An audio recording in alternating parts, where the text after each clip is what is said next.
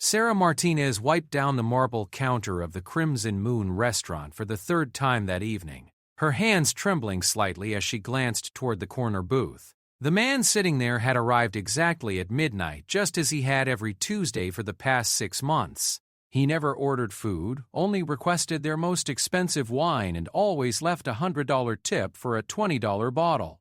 Tonight felt different, though. Sarah had noticed the way the other customers seemed uneasy around him, how conversations died when he passed their tables, and how even the boldest patrons avoided making eye contact. His name was Alexander Blackwood, according to the reservation book, and everything about him screamed danger. Alexander sat perfectly still in the dimly lit booth, his pale fingers wrapped around a crystal wine glass. His dark hair was slicked back, revealing sharp cheekbones and eyes that seemed to glow amber in the candlelight. He wore an expensive black suit that looked like it belonged in another century, and a silver ring with an intricate crest adorned his left hand. Sarah had been working at the Crimson Moon for 2 years, ever since she dropped out of college to help pay for her younger brother Marcus's medical bills. The job paid well enough, especially with tips from wealthy customers like Alexander, but something about tonight made her stomach churn with anxiety. As she approached his table with the wine he'd ordered, Sarah noticed something that made her blood run cold. The bottle in her hands felt wrong somehow, heavier than usual, and when she held it up to the light, the liquid inside seemed to swirl with an unnatural darkness. The vintage label read 1847, but beneath it someone had scratched what looked like symbols she didn't recognize. "Your wine, Mr. Blackwood," Sarah said, trying to keep her voice steady as she set the glass down before him. Alexander looked up at her with those unsettling amber eyes, and for a moment, Sarah felt as though he was looking straight through her soul. "Thank you, Sarah," he said in a voice that was both smooth and commanding. "You've been most attentive during my visits." The fact that he knew her name sent chills down her spine. She'd never told him, and she wasn't wearing a name tag. Sarah forced a smile and was about to turn away when she noticed something that made her heart stop. Sitting at the bar, partially hidden behind a newspaper, was Detective James Rodriguez from the local police department. Sarah had dated James briefly the year before, and she knew that look on his face. He was working a case, and his attention was focused entirely on Alexander Blackwood. But what truly terrified her was what she could see from her angle that James couldn't. The wine bottle on Alexander's table wasn't the same one she'd brought from the cellar. Someone had switched it. The realization hit her like a freight train. The bottle now sitting before Alexander bore different markings, and the liquid inside had an oily, iridescent quality that reminded her of poison. Someone was trying to harm this mysterious man, and despite every instinct telling her to stay away from Alexander Blackwood, she couldn't stand by and watch someone be murdered in her restaurant. Sarah's mind raced as she tried to figure out what to do. She couldn't simply tell Alexander directly, not with James watching from the bar. If the detective was investigating Alexander for something serious, interfering could put her own life in danger. But if someone was planning to poison him right under everyone's noses, she had to act fast. Moving with practiced efficiency, Sarah grabbed a napkin from a nearby table and quickly scribbled a warning. Her handwriting was shaky, but the message was clear. "Don't drink that. Leave at once." She folded the napkin small enough to palm and made her way back toward Alexander's table. As she approached, Sarah noticed that Alexander had already lifted the wine glass halfway to his lips. Panic surged through her veins, and without thinking she reached out and gently touched his wrist. "Excuse me, sir," she whispered, pressing the note into his hand while pretending to adjust his napkin. "I think there might be an issue with your order." Alexander's eyes met hers, and for a moment time seemed to stand still. Those amber eyes held an intensity that made her feel like prey, but there was something else there too. Surprise, perhaps even gratitude. He glanced down at the note she'd pressed into his palm, his expression unreadable. What happened next would change Sarah's life forever. Instead of reading the note discreetly, Alexander's hand shot out and grabbed her wrist with surprising strength. His grip was cold as ice, and Sarah could feel an otherworldly power radiating from his touch. The wine glass fell from his other hand, shattering against the floor and sending dark liquid splashing across the white tablecloth. "What do you know?" Alexander demanded, his voice low and dangerous. Around them, other diners began to stare, but Sarah found herself unable to look away from those hypnotic eyes. I saw someone switch your bottle," she managed to whisper, acutely aware of Detective Rodriguez rising from his bar stool at the bar. "The wine you're drinking isn't what I brought you." Alexander's grip on her wrist tightened, and Sarah could swear she felt her pulse slowing under his touch. "You would risk yourself to warn a stranger?" Before Sarah could answer, she heard James Rodriguez's voice cutting through the restaurants, and "Night YPD! Nobody move!" The detective was approaching their table with his hand resting on his service weapon, and Sarah realized she was caught directly in the middle of whatever was about to unfold. Other customers began to panic, some diving under tables while others rushed toward the exit. Alexander's eyes never left Sarah's face, even as chaos erupted around them. "It seems we have a problem, Miss Martinez," he said with an almost amused tone, "and I'm afraid you're now very much a part of it." That's when Sarah noticed something that made her question everything she thought she knew about reality. In the candlelight, Alexander's reflection in the wineglass on the table was completely absent, as though he cast no reflection at all. The realization hit her like a physical blow. The man whose wrist she was touching, the man whose life she'd just saved, wasn't entirely human. "What are you?" Sarah whispered, her voice barely audible above the commotion. Alexander's lips curved into a smile that revealed teeth far too sharp to be normal. "Someone who now owes you a very significant debt," he replied, "and someone who never forgets those who show him kindness." Detective Rodriguez was only a few feet away now, his weapon drawn and pointed in their direction. "Step away from the woman," he shouted. "Alexander Blackwood, you're under arrest for the murder of Rebecca Chen." Sarah's blood turned to ice. Murder? The mysterious man she'd just saved was wanted for killing someone? But even as fear coursed through her veins, she couldn't ignore the fact that someone had just tried to poison Alexander right in front of her. If he was truly a killer, why would someone else be trying to kill him? "I'm afraid Detective Rodriguez has been misinformed," Alexander said calmly, still holding Sarah's wrist. "But his timing is rather inconvenient." Without warning, every light in the restaurant suddenly went out, plunging the entire establishment into complete darkness. Sarah heard screams from other customers, the crash of overturning furniture, and Detective Rodriguez shouting orders into his radio. But through it all, she could still feel Alexander's cold grip on her wrist, anchoring her to reality. "Don't move, Sarah!" Alexander's voice came through the darkness, closer to her ear now. "And don't make a sound, your life depends on it." In the darkness, Sarah could hear footsteps moving within human speed around the restaurant. There were sounds of struggle, muffled cries, and something that sounded like fighting. But Alexander remained perfectly still beside her, his grip on her wrist never wavering. When the emergency lighting finally flickered on several minutes later, the scene before Sarah was like something out of a nightmare. Tables and chairs were overturned, several windows had been shattered, and there were signs of a violent struggle everywhere she looked. Detective Rodriguez was unconscious on the floor near the bar, alive but clearly injured. But Alexander Blackwood had vanished completely. Sarah stood alone in the wreckage of the restaurant, her wrist still tingling from where he touched her. In her other hand, she discovered a business card that hadn't been there before. The card was made of heavy black paper with silver lettering that simply read, "A debt must be repaid. A.B." On the back of the card was an address in the city's most exclusive neighborhood, along with a time, tomorrow midnight. As sirens wailed in the distance and EMTs rushed in to help the injured detective, Sarah realized her life had just taken a turn into a world she never knew existed. The question now was whether she had the courage to show up at that address and discover what Alexander Blackwood really was, and what he meant when he said he owed her a debt.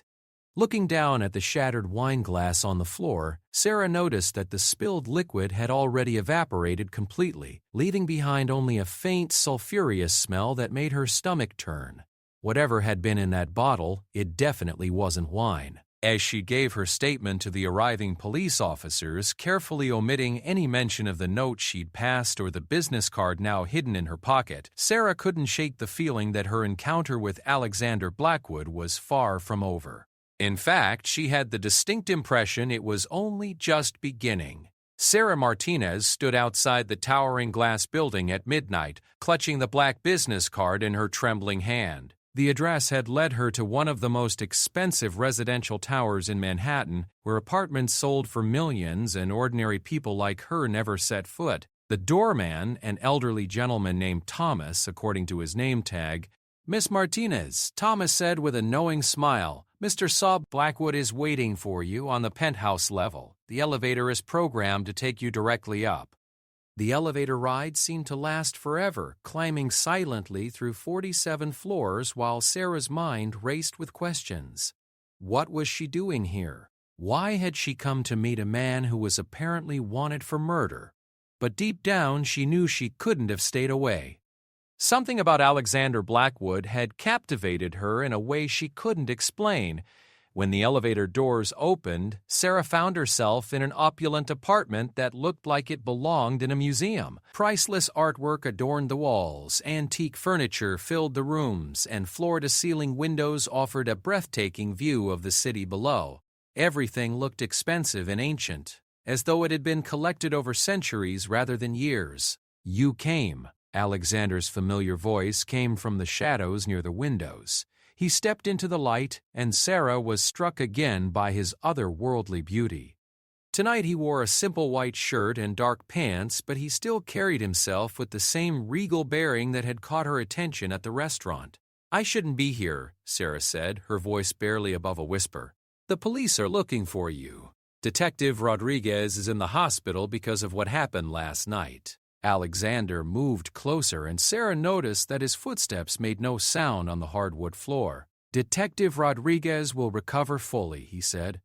"He was injured protecting others during the attack, not because of anything I did to him." "Attack?" Sarah's heart began to race. "What kind of attack? Who was trying to poison you?" Instead of answering immediately, Alexander gestured toward a seating area near the windows. "Please, sit. What I'm about to tell you will be difficult to believe, but after last night, I think you deserve the truth." Sarah perched on the edge of an antique velvet sofa, every muscle in her body tense and ready to run if necessary. Alexander sat across from her, maintaining a respectful distance, but she could feel the power radiating from him even from several feet away. "My name is Alexander Blackwood," he began, "and I am what your folklore would call a vampire. I have been alive for over 300 years, and I came to this city 6 months ago to investigate a series of murders that were being blamed on my kind." Sarah's first instinct was to laugh, but the serious expression on Alexander's face stopped her. "Vampires aren't real," she said weakly. "I think you already know that isn't true," Alexander replied gently. "You noticed my lack of reflection in the restaurant. You felt the coldness of my touch. And you've sensed from the beginning that I was different from other customers." He was right, and Sarah knew it. Every instinct she possessed had been screaming that Alexander Blackwood was dangerous, otherworldly, not entirely human. But vampires? "If you're really a vampire," she said, trying to keep her voice steady, "why haven't you hurt me?" "Because I am not the monster that Detective Rodriguez believes me to be," Alexander explained. "I feed, yes, but I have not killed a human being in over 2 centuries. I take only what I need from willing donors who are compensated well for their contribution. The murders Rodriguez is investigating were committed by something far more dangerous than me." Alexander rose and walked to his desk, returning with a thick folder filled with photographs and documents. "Rebecca Chen, the woman Rodriguez believes I killed, was actually helping me investigate these crimes. She was a journalist who had discovered evidence of a group called the Crimson Circle." He handed Sarah a photograph of a beautiful Asian woman in her 30s. "Rebecca was killed because she got too close to the truth. The Crimson Circle isn't just killing humans, they're killing vampires too, and trying to frame me for their crimes." Sarah studied the photograph, then looked up at Alexander. "Why would they want to frame you specifically?" "Because I am what they call a vampire king. Alexander said, and Sarah noticed his reluctance to use the title. I am one of the oldest of my kind, and I have considerable influence over other vampires in this region. If they can eliminate me and turn the human authorities against all vampires, they can operate without interference. What do they want? Sarah asked, though she was beginning to suspect she didn't want to know the answer. Alexander's expression darkened. Power. The Crimson Circle believes that vampires should rule over humans, not coexist with them. They want to return to the old days when we were gods and you were cattle. They see my philosophy of peaceful coexistence as weakness. Sarah felt a chill run down her spine. And last night? The poison wine? The poison was designed specifically to kill vampires, Alexander explained. Silver nitrate mixed with concentrated garlic extract and blessed water. It would have been an agonizing death. Someone in the Crimson Circle had infiltrated your restaurant staff. The pieces began falling into place for Sarah. That's why Detective Rodriguez was there. He was using you as bait. Alexander nodded grimly. Rodriguez doesn't know about vampires, but he suspected someone would try to harm me. What he didn't realize was that he was putting everyone in that restaurant in danger. When the Crimson Circle realized their poison plot had failed, they attacked directly. But you saved everyone, Sarah said, remembering the chaos and darkness of the night before. I fought them off, yes, but at great cost. 3 members of the Crimson Circle escaped, and they now know that you were the one who warned me. Alexander's amber eyes met hers with an intensity that made her stomach flutter. Sarah, you are in very real danger. By saving my life, you have made yourself a target. Sarah felt the blood drain from her face. What do you mean? Alexander moved closer, and Sarah caught the faint scent of something dark and exotic, like expensive cologne mixed with something she couldn't identify. The Crimson Circle will come for you. They'll want to know what you know, and they'll want to use you to get to me. I cannot allow that to happen. So what are you saying? Sarah's voice came out as barely a whisper. I'm saying that I owe you a life debt, Alexander replied. In vampire culture, when someone saves your life, you become responsible for theirs. I am offering you my protection, Sarah Martinez, for as long as you need it. Sarah's mind reeled. Protection from what exactly, and how? Instead of answering directly, Alexander walked to the window and gestured for her to join him. The view from the penthouse was spectacular, showing the glittering lights of Manhattan spread out below them like a sea of stars. Look down there, Alexander said softly. Do you see how peaceful it looks? How normal? Sarah nodded, though she wasn't sure where he was going with this. Most humans live their entire lives without knowing that vampires exist, Alexander continued. They don't know about werewolves or witches or any of the other supernatural beings that share this world with them. There's an entire hidden society that operates alongside your world, and most of the time the two never intersect. But now they have, Sarah said, understanding beginning to dawn on her. Now they have, Alexander confirmed. And there's no going back. You've seen too much, and you know too much. The Crimson Circle will never leave you alone, not while you could potentially expose them or interfere with their plans again. Sarah felt tears beginning to form in her eyes. So what are my choices? Alexander turned to face her fully, and Sarah was surprised to see genuine compassion in his ancient eyes. I can offer you 3 options, he said gently. First, I can have your memories of the past 2 days erased. You would wake up tomorrow believing that you quit your job at the restaurant and decided to move to another city. You would be safe, but you would never remember any of this. What's the second option? I can provide you with protection while you continue your normal life. I have considerable resources, and I can ensure your safety. But you would always be looking over your shoulder, and the Crimson Circle would never stop trying to get to you. Sarah's heart was pounding so hard she was sure Alexander could hear it. And the third option? Alexander was quiet for a long moment, and when he spoke, his voice was filled with something that sounded almost like longing. You could join me, become part of my world. I could train you to defend yourself against supernatural threats. You would be under my direct protection, and you would learn things about this hidden world that most humans never dream of." "You mean become a vampire?" Sarah said, though the words felt strange on her tongue. "Not necessarily," Alexander said quickly. "Humans can be part of our world without being turned.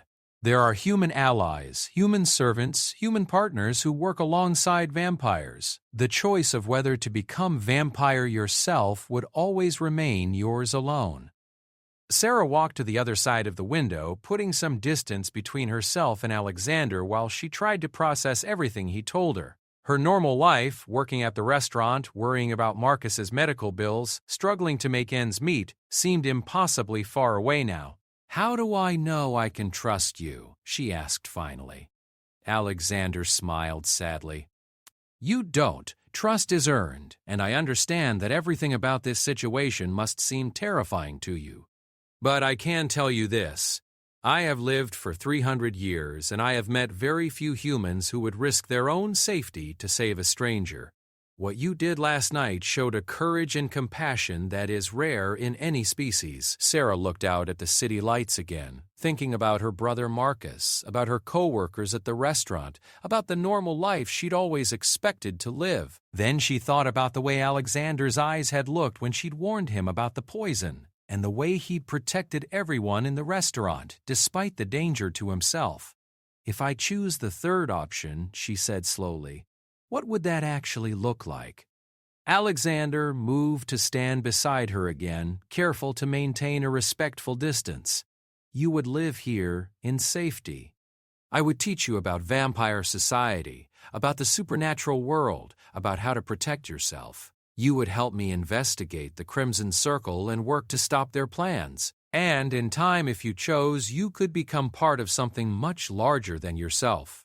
And if I wanted to leave, you would be free to go at any time," Alexander said firmly. "I am not a kidnapper, Sarah. I am offering you a choice, not a prison sentence." Sarah closed her eyes and thought about Detective Rodriguez lying unconscious on the restaurant floor. She thought about the evil she'd heard in the Crimson Circle members' laughter as they'd attacked innocent people. And she thought about Alexander himself. Dangerous, yes, but also protective and honorable in a way that touched something deep in her soul. When she opened her eyes, Alexander was watching her with an expression of patient hope. "I need time to think," Sarah said finally. Alexander nodded. "Of course, but I'm afraid time is something we don't have much of. The Crimson Circle moves quickly, and they'll be looking for you already." As if summoned by his words, a sudden crash came from the direction of the elevator. Alexander's entire demeanor changed instantly, his body tensing like a predator preparing to strike. "They've found us," he said grimly. "Sarah, whatever you decide about your future, right now you need to stay close to me and do exactly what I say. Your life depends on it." The sound of splintering wood echoed through Alexander's penthouse as the elevator doors were torn completely off their hinges. Sarah pressed herself against the window, terror freezing her in place as three figures emerged from the darkness beyond the elevator shaft. They moved with inhuman speed and grace, but unlike Alexander's controlled elegance, these creatures radiated pure malevolence. The leader was a tall woman with platinum blonde hair and eyes that glowed red in the dim light. She wore a blood-red dress that looked like it cost more than Sarah made in a year, and her smile revealed fangs that were longer and sharper than Alexander's. Behind her came two men, one massive and brutish with scars covering his arms, the other thin and pale with an expression of cruel amusement. "Alexander Blackwood," the woman said in a voice like poisoned honey. "How delightfully domestic you've become. Playing house with your little human pet." Alexander stepped protectively in front of Sarah, and she could feel the power radiating from him like heat from a fire. "Victoria Ashworth," he said with cold disdain, "I should have known the Crimson Circle would send their most vicious lapdog." Victoria laughed, a sound like breaking crystal. Such harsh words from someone who's grown so weak. "Do you remember the old days, Alexander? When we hunted together? When you understood that humans were meant to serve us, not befriend us? Those days are long past," Alexander replied firmly, "and I have no desire to return to them." Sarah realized with growing horror that Victoria and Alexander had history together. There was an intimacy to their hatred that spoke of old wounds and betrayals that ran deeper than mere ideological differences. "Oh, but they're not past at all," Victoria purred. "In fact, they're about to make a grand return. The Crimson Circle has been very busy these past months. We've been building an army, Alexander. Vampires who remember what it means to be apex predators." The scarred man behind Victoria stepped forward menacingly. "This is taking too long, Victoria. Just kill the human and be done with it." "Patience, Marcus," Victoria said without taking her eyes off Alexander. "We have all night, and I want our old friend here to understand exactly what he's lost by choosing humanity over his own kind." Sarah's blood ran cold when she heard the name Marcus. That was her brother's name, and hearing it spoken by these monsters felt like a violation of everything she held dear. Alexander must have sensed her distress because he reached back and briefly touched her hand. The contact sent a surge of strength through her, and Sarah realized that whatever happened next, she wasn't going to go down without a fight. "What do you want, Victoria?" Alexander demanded. "What I've always wanted," she replied. "You by my side, ruling as we were meant to rule. The human world is weak, Alexander. Their governments are corrupt, their societies are crumbling, their people are lost and desperate for strong leadership. We could give them that leadership by enslaving them, by guiding them," Victoria corrected, "by taking our rightful place as their superiors. You've seen how they treat each other, Alexander. Wars, poverty, disease, hatred. We could end all of that by simply taking control." Sarah found her voice despite her fear. "You're talking about genocide," she said, stepping out from behind Alexander. "You want to enslave an entire species." Victoria's red eyes fixed on Sarah with predatory interest. "The little waitress speaks," she said mockingly. "Tell me, child, what has your precious humanity ever done for you? You work 2 jobs to pay for your brother's medical bills. You can barely afford rent. You have no savings, no prospects, no future worth mentioning." Sarah felt a chill as she realized Victoria knew far more about her life than should have been possible. "How do you know about my brother?" "We know everything about you, Sarah Martinez," the thin vampire behind Victoria said with a cruel smile. "Marcus Martinez, age 16, cystic fibrosis, currently at St. Mary's Hospital receiving treatment that you can't afford. Such a shame about his condition." The threat was clear, and Sarah felt rage building in her chest. "If you touch him, what?" Victoria laughed. "What will you do? You're human. You're weak, defenseless, insignificant. The only reason you're still alive is because Alexander has developed a sentimental attachment to you." "That's where you're wrong," Alexander said quietly, and something in his tone made all 3 Crimson Circle vampires pause. "Sarah isn't weak. She's brave enough to risk her life for a stranger. She's strong enough to work multiple jobs to care for her family. And she's smart enough to see right through your pretty words to the monster beneath." Victoria's expression darkened. "Always the romantic, Alexander. Very well. If you won't come willingly, we'll simply have to persuade you." She nodded to her companions and chaos erupted in the penthouse. The scarred vampire lunged toward Sarah while the thin one attacked Alexander directly. Victoria herself seemed to vanish into shadow, only to reappear behind Alexander with her claws extended toward his throat. What happened next defied everything Sarah thought she knew about physics and reality. Alexander moved faster than her eyes could follow, spinning away from Victoria's attack while simultaneously grabbing the thin vampire and throwing him bodily across the room.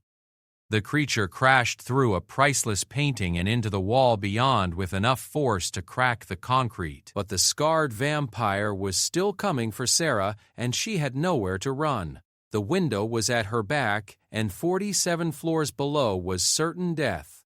Time seemed to slow as the monster's claws reached for her throat, and Sarah closed her eyes, preparing for the end. Instead, she heard a roar of pure fury that seemed to shake the entire building. When she opened her eyes, Alexander was there, having moved impossibly fast to intercept the attack. His hand was wrapped around the scarred vampire's throat, and his own fangs were extended in a display of rage that was both terrifying and beautiful. "You will not touch her," Alexander snarled, and Sarah heard something in his voice that spoke of barely contained violence. This was the predator that Victoria remembered, the ancient creature of power that had chosen to restrain himself rather than unleash his full strength on the world. "There he is," Victoria said with satisfaction. "There's the real Alexander Blackwood. The killer. The king. The vampire who once made humans tremble at the mention of his name." Alexander's grip tightened on the scarred vampire's throat. "That vampire died a long time ago? Did he?" Victoria moved closer, and Sarah could see the calculation in her red eyes. "Then prove it. Kill Marcus here. Show your little human what you really are beneath all that civilized pretense." Sarah realized what Victoria was doing. She was trying to force Alexander to reveal his monstrous nature, to show Sarah that beneath his protective exterior, he was just as much a killer as any of them. It was psychological warfare of the cruelest kind. "Don't," Sarah said softly, and Alexander's amber eyes met hers across the room. "You're not them. You don't have to be what they want you to be." For a moment, everything hung in perfect balance. Then Alexander spoke, his voice deadly quiet. "You're right, Sarah. I don't have to be what they want." He looked directly at Victoria. "But I will be what you fear." Without warning, Alexander released the scarred vampire and stepped back. Victoria looked confused for a moment, then triumphant. "You see," she said to Sarah, "he's weak. He can't even defend you properly."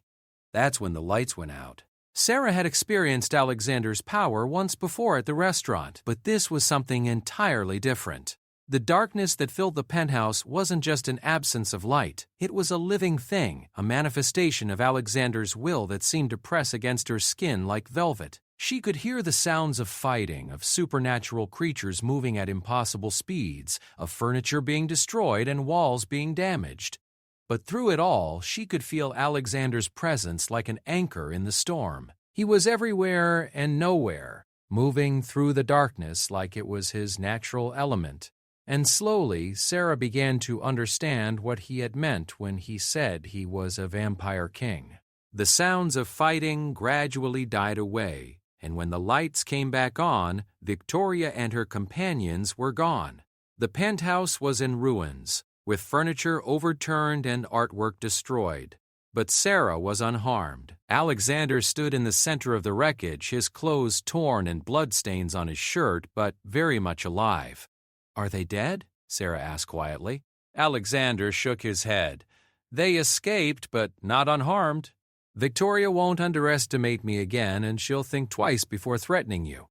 Sarah walked through the destroyed apartment, taking in the evidence of the supernatural battle that had just taken place. "This is really my life now, isn't it? This is what it means to be part of your world." "I won't lie to you," Alexander said gently. "Yes, there will be danger. There will be enemies who want to hurt you simply because you matter to me. But there will also be wonders you can't imagine, and a purpose greater than anything you've known." Sarah turned to look at him, this ancient creature who had risked everything to protect her. "Victoria was right about one thing. My normal life wasn't going anywhere. I was just surviving, not really living." "And now?" Alexander asked. Sarah thought about her brother Marcus, about the medical bills that seemed impossible to pay, about the dead-end job and the cramped apartment and the constant worry about money. Then she thought about the way Alexander had fought to protect her, about the hidden world of supernatural creatures and ancient mysteries that existed just beyond the edges of normal human perception. "Now I want to help you stop them," she said firmly. "The Crimson Circle, Victoria, all of them. I want to help you protect innocent people from monsters." Alexander smiled, and Sarah felt her heart skip a beat. "It won't be easy. The training will be difficult, and the dangers will be very real." "I know," Sarah said. "But I also know that I saved your life for a reason. Maybe this is what I was meant to do." Alexander walked to his desk and pulled out a cell phone, dialing a number from memory. "Thomas," he said when someone answered. Yes, we had some unexpected guests. Could you please arrange for the penthouse to be repaired and ask Dr. Chen to come up? Yes, Miss Martinez will be staying. When he hung up, Sarah looked at him questioningly. Dr. Chen? Rebecca's sister, actually. She's a physician who works with vampires and their human allies. She'll want to check you for any injuries you might not be aware of, and she'll also want to meet the woman who tried to save her sister's friend. Sarah felt a wave of sadness wash over her. I'm sorry about Rebecca. I wish I could have helped her too. You can, Alexander said softly, by helping me find justice for her, by helping me stop the Crimson Circle before they kill again, by choosing to stand with me against the darkness. Through the shattered windows, Sarah could see the first hints of dawn beginning to lighten the eastern horizon. Soon, Alexander would need to retreat from the sunlight, and she would begin learning what it really meant to be part of the supernatural world. One more question, Sarah said as she heard the elevator being repaired in the hallway. When you grabbed my hand at the restaurant, when you looked at me like that, was it just because I warned you about the poison? Alexander was quiet for a long moment, and when he answered, there was something vulnerable in his voice that she hadn't heard before. No, he said simply, it was because in 300 years of existence, you were the first person who looked at me and saw something worth saving. As the sun rose over Manhattan, painting the sky in shades of gold and pink, Sarah Martinez made peace with the fact that her life as an ordinary waitress was over. In its place, she was choosing something far more dangerous, far more uncertain, but also far more meaningful than anything she had ever imagined. The war between vampires was just beginning, and she was no longer just a bystander. She was Alexander Blackwood's ally, his protector, and perhaps something even more precious than that. She was his hope that the ancient wounds between humans and vampires could finally begin to heal. And as Victoria Ashworth retreated to her own domain to plan her next attack, she found herself facing an enemy she had never expected. A human woman with nothing to lose and everything to fight for, backed by the power and protection of a vampire king who had finally remembered what he was truly capable of. The real battle was just beginning, but for the first time in months, Sarah felt like she was exactly where she belonged.